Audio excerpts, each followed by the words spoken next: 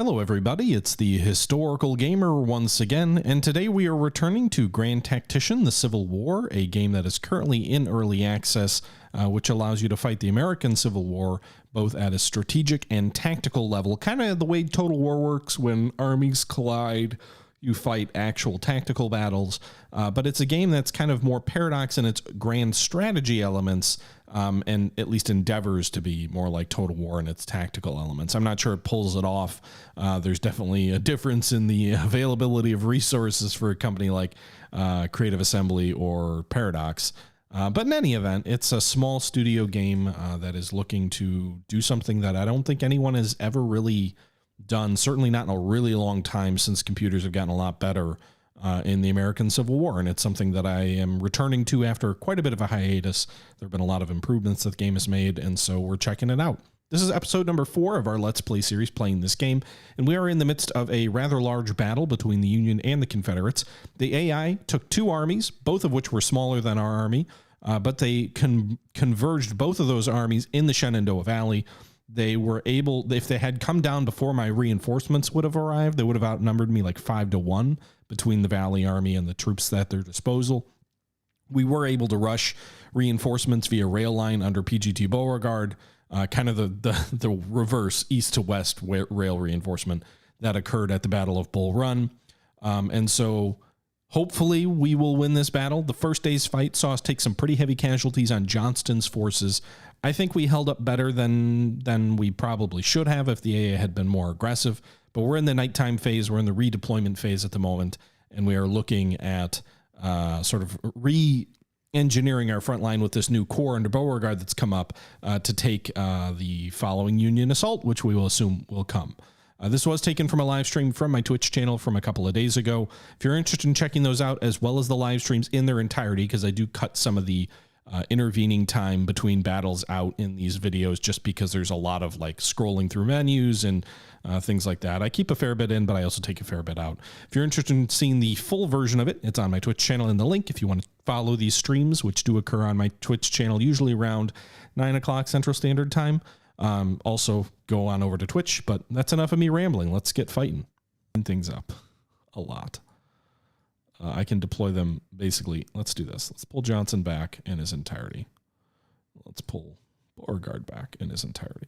Beauregard's troops have not fought much. 192 casualties out of 16,000. Johnson has lost about 1,400 out of 72 remaining. 7,200 remaining. Okay, let's move you over here then. So what do we want to do? We have to hold the objective here. The Federals are going to come at us, and we don't have enough engineering points to build a very long parapet. Am I losing men? Why is this ticking up?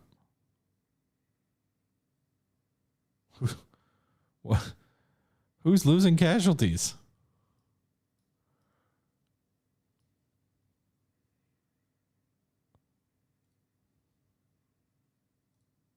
What is going on? Well, okay. Magruder, let's do this. Let's form a parapet running north.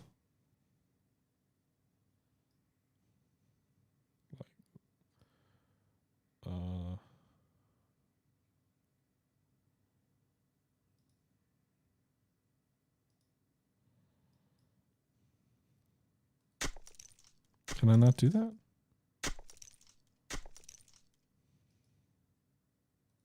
There we go. All right, I'm hoping it's facing north. I don't really know. But it's actually easier to, it's interesting. It's much easier to manage your entrenchments like this. Still don't know what buttons to press, but oh, we don't have any points left. Okay. So Jackson's boys probably don't want them to fight. Let's actually mostly just try and get Beauregard's troops into position here. So we'll put them in this line. All right, let's do this. These are entrenchments. We'll put the second mixed muskets. Ew. Enfield rifle muskets, the only unit I think that have them. Put them there on the right. Mixed muskets on the left.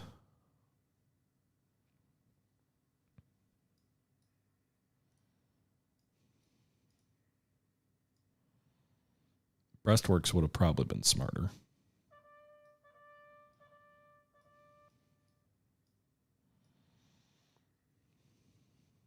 And then can we put their artillery battery in between them?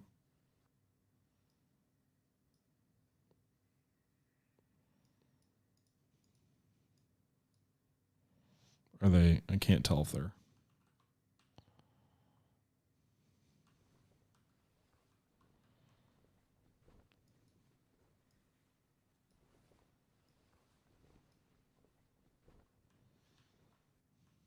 I think they're in the trenches.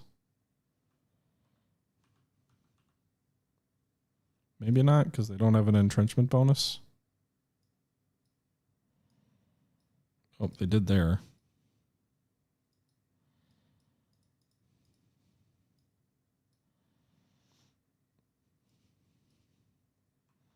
Actually, we'll do that. Then if the enemy advances, we can head them in the flank.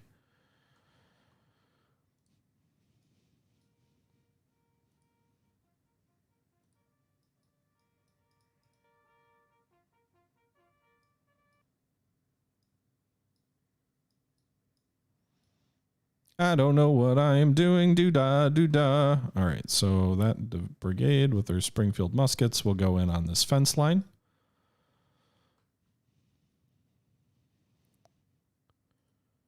And actually, we'll have the artillery go here.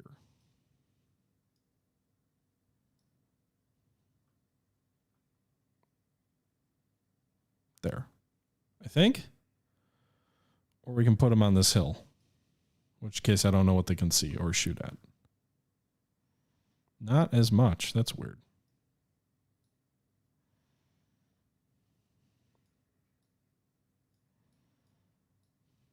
All right, maybe that'll be better. I don't know. The artillery is very confusing in this game. Frost Brigade, you're going to deploy in a single line to the left, to the left, to the left. Everything you own in a box to the left. All right, you're going to be kind of in the open. So Huger's got rifles, and muskets. Garnet, you're going to refuse your line on this hill, actually. And the artillery is going to back up a little bit.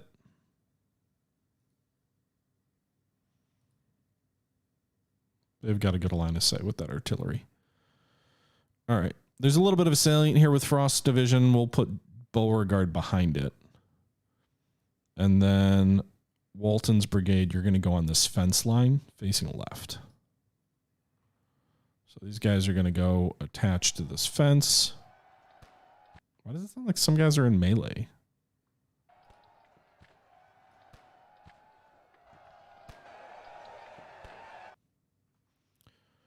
And Beauregard, you're going to go here between the brigades. Actually, you've got to march that way? Whatever.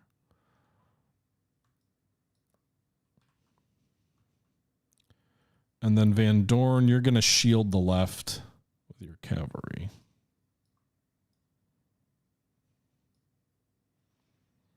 Perhaps facing this way in these woods.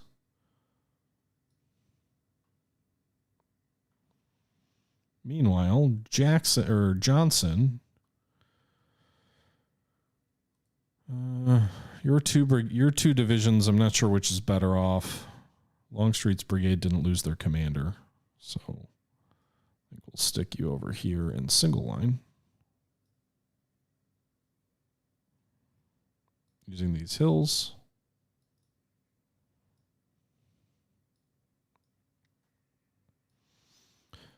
And then Cooper, your brigade, which got pretty badly battered, is going to go in double line on this main roadway here. So if the enemy breaks through these two brigades here in the salient, we'll just rush you in. Put you into single line, though. Okay, and then Stewart's cavalry, well, I guess just form a reserve. And Johnson will move here. Okay. I don't know if this is the smartest position, but this is what we're going to take up. So it's the morning of the second day of the Battle of Winchester.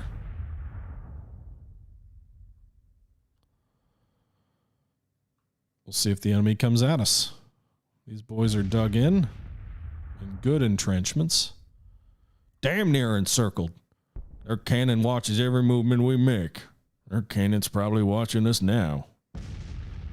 All right, so we've got some artillery firing. It looks like actually several of our guns are firing. So I perhaps have positioned my artillery better than in the past.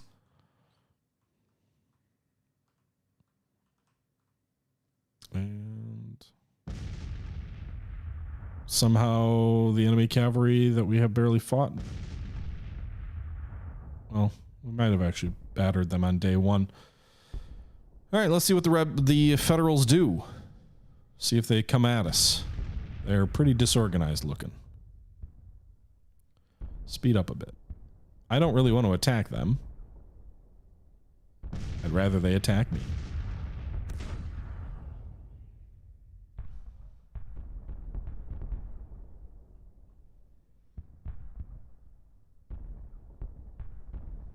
I love these maps, by the way. I could fight the battles just on this map. It is nice seeing units march around and explosions and stuff, but like these maps are gorgeous. I wish they had a few more of them, but well, if the Yanks aren't going to come out and play, do we come after them? We could probably send these brigades on the right forward at these guys in the woods.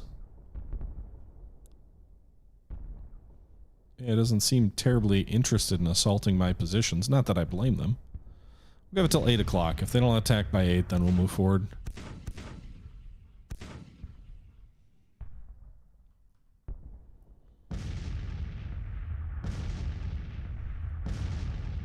They're bombarding Garnett's brigade.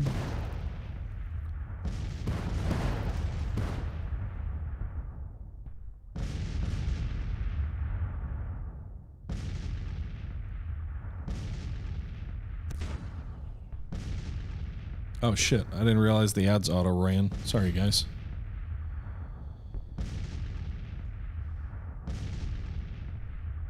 I would have snoozed him if I'd been paying closer attention.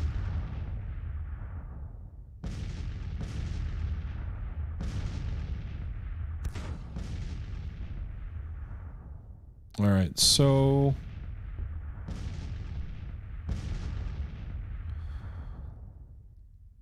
I feel like Napoleon Total War's main issue was lack of proper command and control over brigades and other units like that. It wasn't really designed to command, like, odd to say this, but the way Total War games are sort of intrinsically designed, it avoids any kind of order of battle, which is a problem in these kind of engagements. Like, you should have division and corps commanders. All right, let's do it. Advance.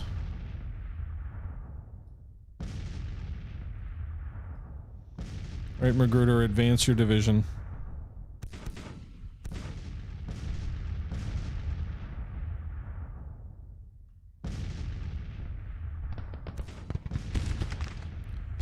And then Pond, advance your division into their flank.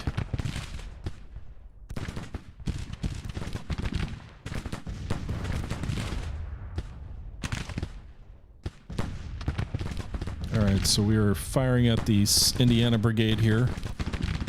D.H. Hill's brigade is engaged. Also, it looks like Maxie Gregg might be taking a few casualties. We'll advance him separately. Stephen Lee, you'll advance also.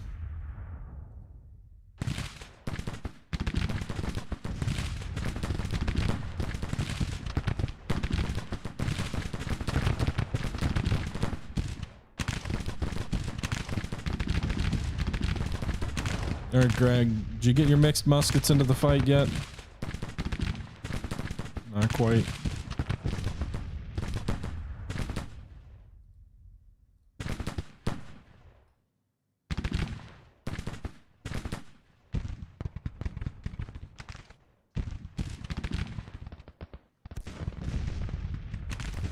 coming on the left.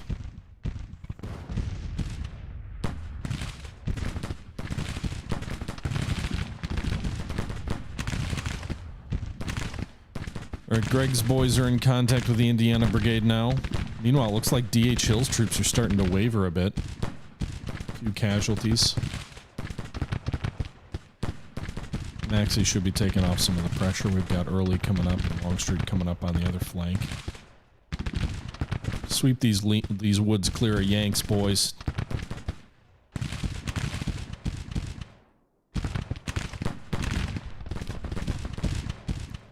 Second Indiana's not going to like being flanked. Oh, it looks like DH is getting nervous. He's got a pretty small brigade, too. It's one of the original brigades, so not the ones we raised that are larger.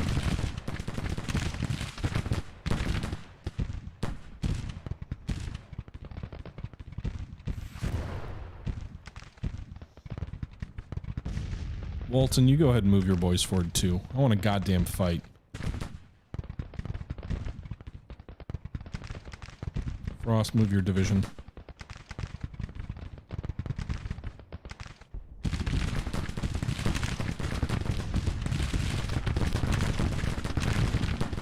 Lee is engaged, probably at long range with his weaponry. Early is also engaged on the flank of the Indiana Brigade. Longstreet's boys, who took a fair bit of casualties on day one, are moving in behind. I think it's different, Civ. I think the battles, I mean, like, just being totally honest, the Ultimate General battles are better on, like, a battle perspective. But what makes this game different and special, I think, is that it mixes an actual strategic, a meaningful strategic game with the tactical, which gives the tactical battles much more life and feeling to them than exists in Ultimate General. So Ultimate General has a better system for tactical battles and probably a better AI, and part of that's because there's more scripting, I think, going on in their battles. There's very little scripting going on in these, which is both a blessing and a curse. You know, you've got more interesting fights, I think, because of that in Ultimate General, but you also have fights which are, you know, you're fighting basically historical battles or custom created battles that fight a certain way, whereas battles in this don't. Now, the downside of that is that this game's AI isn't terribly good and isn't the best at giving you good battles. So that's something to consider. It would be great if we could force the Indiana Brigade to surrender. I don't think we will. Right, second, I think they're outranged. I think that's what they're suffering from.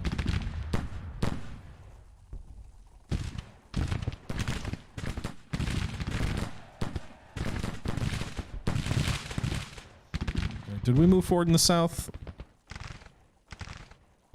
I think we got someone was shooting at someone.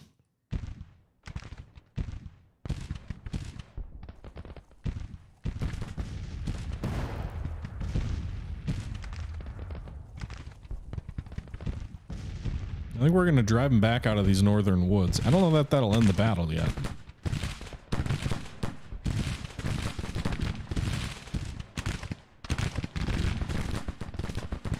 Now they're into the open and running. They're running!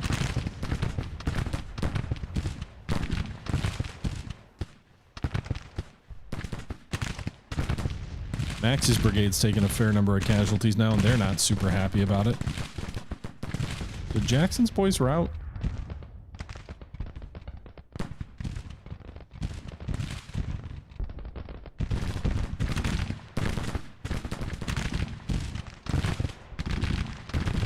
I think we lost Jackson's boys.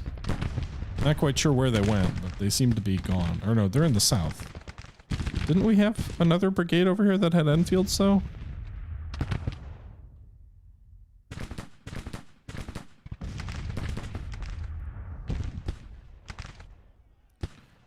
Jones is in contact. Alright, so we drove that brigade back.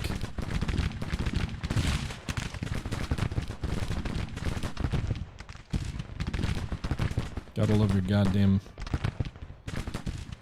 rifled muskets. First Alabama's firing into the flank of the 2nd Brigade, which I don't think can shoot back.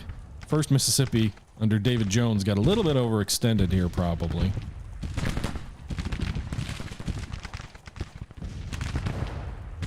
Move forward into those trenches.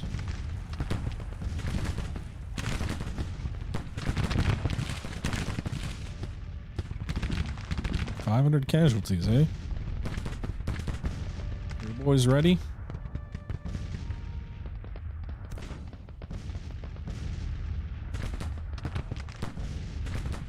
Alright, so drove back this 2nd Brigade. Do any of these games take into account men fighting for their homes or fight harder than men in an invading force, Sula? I don't know if you could make that argument regarding the Civil War. You certainly can't make that argument for the troops fighting in the Western theaters. I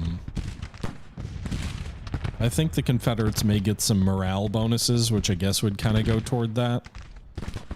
But Ultimate General gives Union better quality artillery and Confederates better quality infantry, which I suppose in theory is reflective of some of the realities. But I don't know that you could really ever make the claim, like, did Union soldiers at the Wilderness not fight as hard as the Confederates? I don't think so.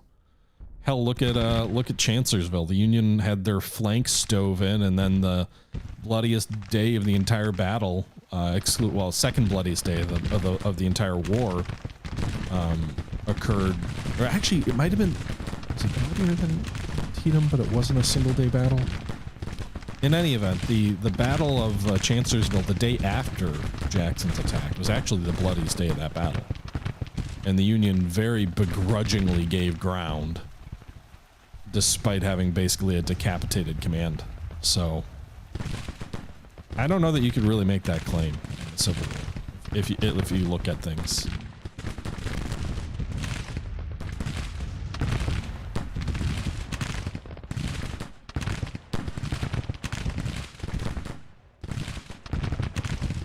Second Brigade's getting flanked pretty hard.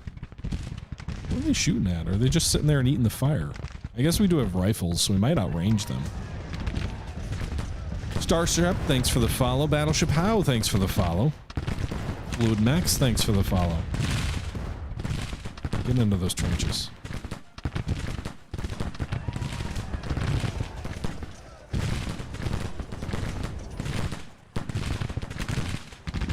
Sived, thanks for the follow. Alright, so we had Longstreet charge into the flank of the 1st Brigade here. It looks like they're routing. 2nd Brigade's coming forward. Wow, they've taken a lot of casualties and they're ready to fight again? Okay.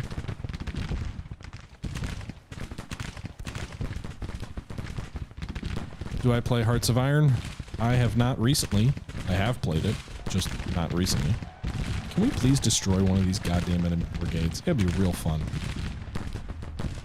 This battle's turning into a pretty fucking big bloodbath for June of '61. We've had several regiments routed on our right flank. I think we're gonna move Stewart up here too, just in case. His brigade already suffered a third of its men lost as casualties.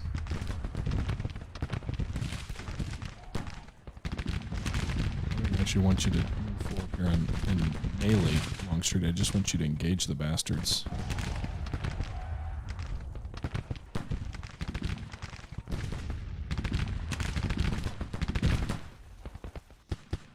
We're driving them back slowly. I don't know why they're like leaving their artillery out here to get shot. I think the AI is maybe not doing so well there. Hey, Van Dorn. Let's do a little flanky thing. Come up around their lines. Maybe we can charge them.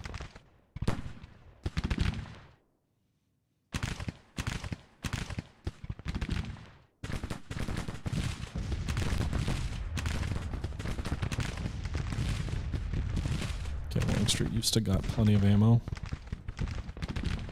Early's coming up as well.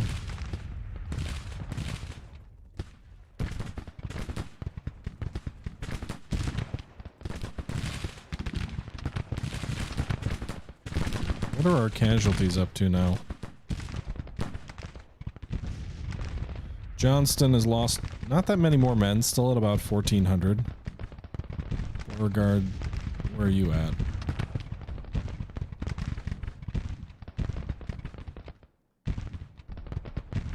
The hell's Bo?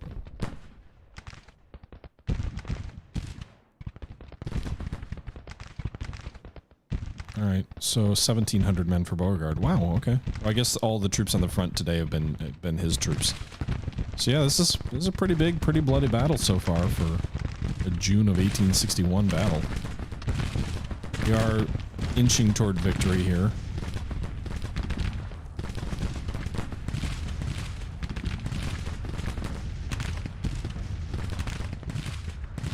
Streets boys are up here fighting largely by themselves. Let's get these other brigades up to help. I think part of the reason we haven't won yet is we've come close to winning a few times. When this marker reaches the right, we will win, and the enemy army will go into retreat. But part of the issue I think the enemy is suffering, or we are suffering from, is that each time we get close to a victory, one of our brigades routes or something like that. And each time you lose a unit that routes or other things like that, that actually has a material impact on how the game calculates victory. And so if your troops are regularly routing, what percentage of your army is ready to fight, other things like that all influence, you know, how when a victory occurs. So we could get real close here, and then if Longstreet's brigade up here in the north routes, it may delay things a bit.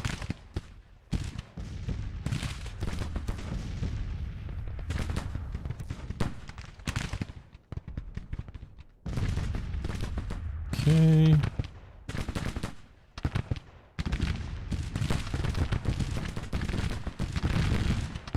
Alright, so the 2nd Brigade's pulling back. They've taken almost 50% casualties, and they're still fighting. These guys are doing a damn good job today, but they're pulling back. They're not routing, they're pulling back.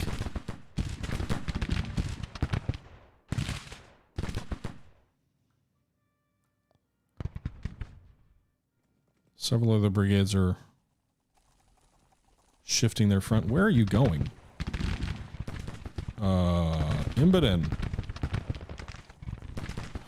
Charge! That was dumb. I ordered my cavalry to flank the enemy. I didn't think they would go through the enemy lines. Perhaps that was my mistake. Imboden, go get them! Charge the boys! Raise your sabers! Alright, boys, cross the river. Keep up the pressure. I don't think they'll hold long.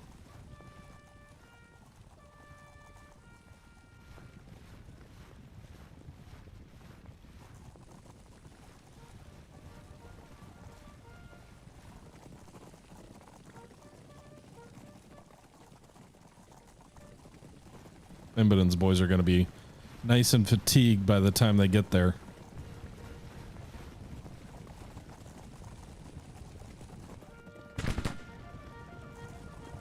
Charge!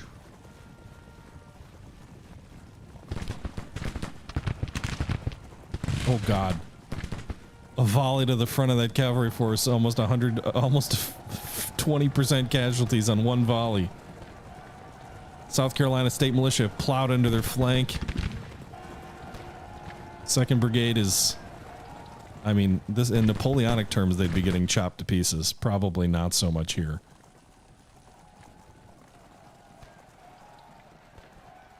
Alright, we're advancing across the creek. Looks like we drove them back in the north. So Magruder, keep pushing, but I don't think anything's going to come of it up there. Frost, also keep pushing.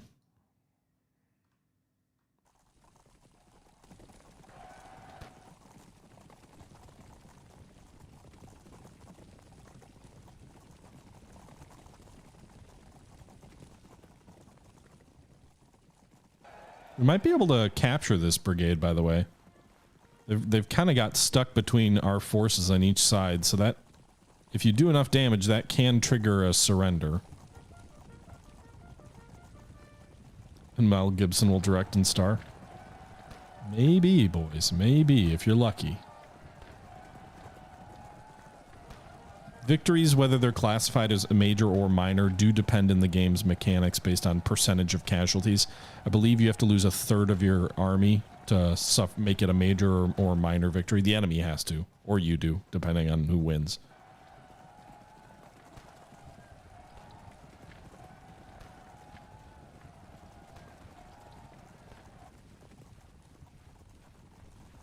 Go charge those guns. Surprised the game hasn't, like, ticked off a victory. The enemy do seem to be withdrawing. Still have quite a bit of artillery, though.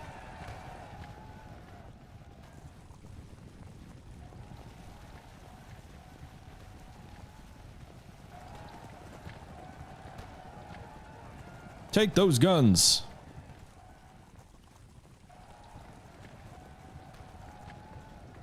All right, we drove them off their guns.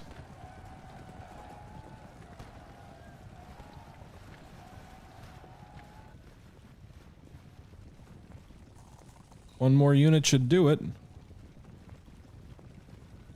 This kind of reminds me of how you charge at fleeing enemy units in Total War, except that it doesn't quite. It's much more difficult to get them to surrender or like slowly melt away. As you can tell by how long we've been chasing this rabble.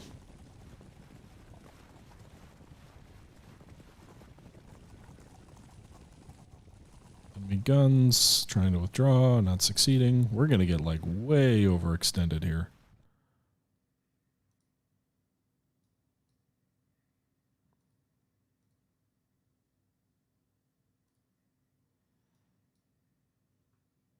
They've still got fresh units that haven't broken yet.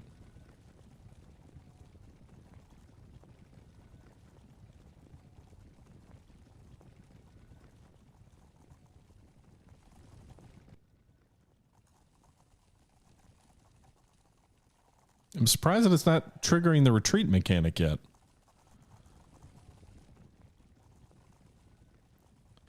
Doobie doobie doo, this one's taken a while.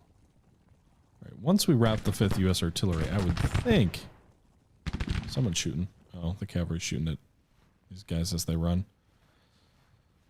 750, so they're tired. They didn't quite finish them off.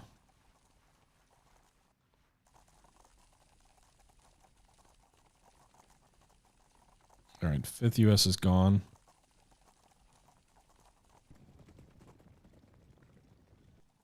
There'll be an afternoon battle after lunch. I don't think so. I don't know. These guys sure are taking their damn time.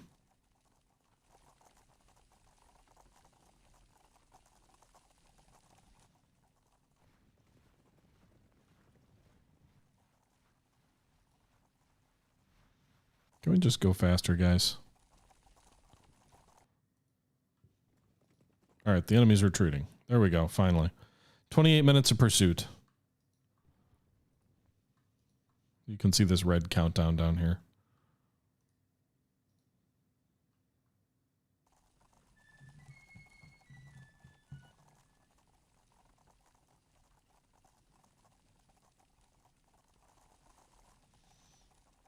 All right, I think we're fighting this detachment. Maybe not. There we go. Victory. This is... It counts as a minor victory, but that feels wrong. So the battle's over. You can see casualties were very heavy in this fight. We lost 7 of 45 guns, 214 of 1,500 cavalry, and 3,200 out of 22,000 infantry. For 1861, those are heavy losses. The Federals lost legitimately a very high percentage of their force. 5,500 out of their 31,000 infantry are lost. 600 of their 1,600 cavalry, so almost or more than a third of their cavalry, about a little bit more than a sixth of their infantry, and 2/3 of their guns, 30 out of 45. 6,500 Union casualties versus 3,500 Confederates. Again, the game calls that a minor victory, but in 1861 terms, that would be a decisive victory. Even grander, I think, than Bull Run. Wasn't Bull Run like 2,000 and 3,000, or was it 4,000 and 3,000? I can't remember. In any event, pretty damn close to the Union Bull Run. Military experience rises by a little bit over 0.5%. National morale for them drops about 0.5%. Brigadier General Walton has become famous and an inspiration for his men. What did he do? I don't even remember that. Stuart has fallen into disgrace in the eyes of his men and the public. Really, they gave a pretty good fight to me. I thought they gave a pretty good fight. And one of the things is the way the disgrace mechanic works in this game is that if a commander becomes disgraced, then it causes a morale drop in soldiers that they lead. In the past, you were not able to undisgrace a commander, but I think that may have changed, where if a commander, fights well, he can gain his reputation back. I don't want to sideline Stuart this early. Colonel Abercrombie loses face. I think that's a Union one. So it's our second victory on the battlefield. Let's take a look at the battlefield report. The results of the Battle of Winchester. The Battle of Winchester has ended with the Army of Northeastern Virginia withdrawing. My command has earned us a total victory with the enemy army running for their lives. The enemy has reportedly suffered a total loss of 6,500 men, 820 killed, and 1,000 captured. The morale is believed to be stable. Our casualties are 3,548 men with 485 killed, 631 missing, and the rest wounded. Morale is determined with supply mediocre. We have captured 3,560 enemy rifles, 15 guns from the battlefield. The enemy 1,071 enemy soldiers have been sent to our prisoner of war camp, which is immediately overcrowded. Officer loss report. The following commanders are reported wounded. Colonel Thomas J. Jackson. Okay, so like he's wounded, but when is he better?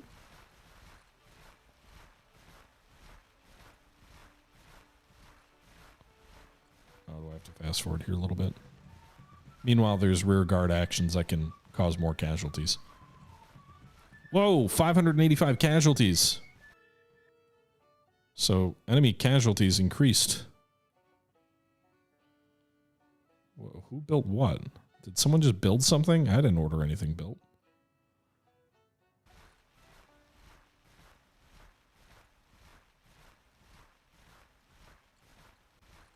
Oh, the enemy's building a depot. Okay. Jackson is wounded, right? Wasn't he in your command? Did McCullough take his command over?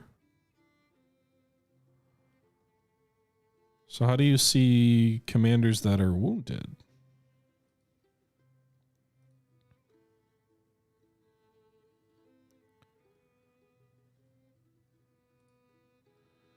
Jackson, does it say when he will be better?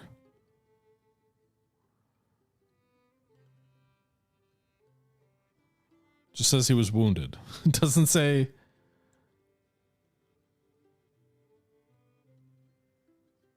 No idea? Okay. Well, in any event, he was wounded at the Battle of Winchester.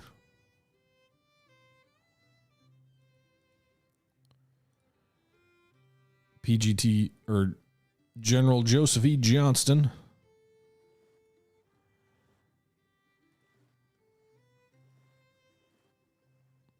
Led his unit at the Battle of Winchester. Doesn't really say what his fame level is. And then you've got the Pierre Gustave Touton Beauregard.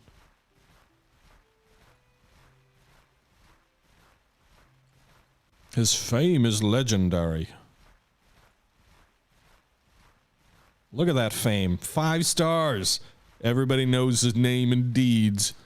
Knowing he is there fighting for the nation raises spirits high. Even the foreign newspapers love to write of him, and all this makes the enemy nervous when facing him and his troops. Why did these go down?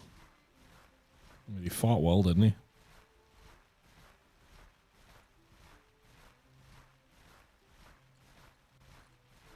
We could promote him to Major General.